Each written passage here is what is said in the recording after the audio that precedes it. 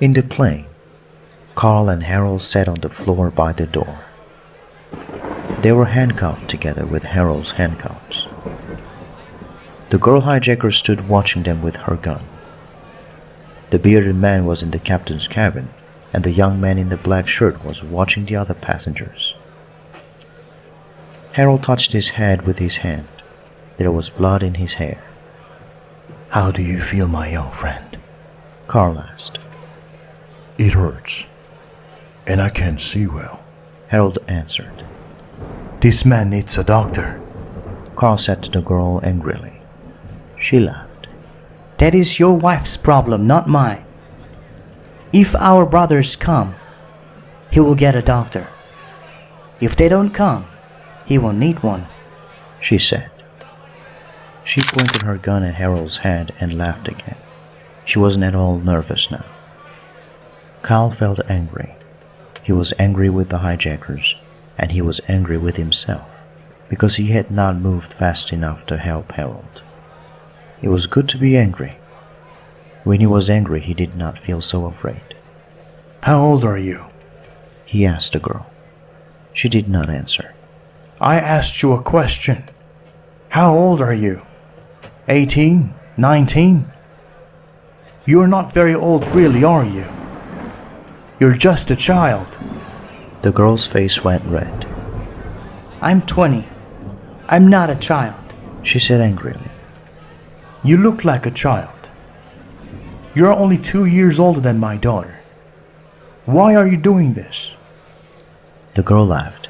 She didn't look at his eyes. "Why? You wouldn't understand." "I don't think you understand what you're doing. Carl said. None of the people in this plane has hurt you. We are all innocent.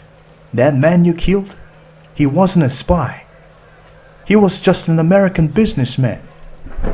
You've never seen any of us before. Why do you want to kill us?" The girl looked worried and angry. She pointed the gun straight at Harold's head. "I don't want to kill you. I want your government, your wife, to set our brothers free," she said. "Yes, I know," Carl said carefully. He watched the gun in the girl's face. But he was not really afraid because he was still angry. He argued with the girl as though he was arguing with his daughter. "But remember what your brothers did. They tried to put a bomb on a plane. They wanted to kill innocent people like us. Why?" "You're not innocent. No one is innocent. People like you and your wife and that American. You have money and power, and you take it from my people, from us. Do you know how I lived when I was a child? 10 people in one room, with no bath, no water, nothing. My parents had no jobs, no passports, no country, nothing. We lived in a town with 10,000 others. But 10 kilometers away from there were rich people like you, with big beautiful houses, fine cars, fine clothes, and they were all innocent people like you. I tell you, no one is innocent." She was shouting now, and nearly crying. There were tears in her eyes. Carl and Harold watched the gun carefully. "Poor girl," Carl thought. "Poor little murderess." The bearded man came out of the captain's cabin and put his hand on the girl's arm.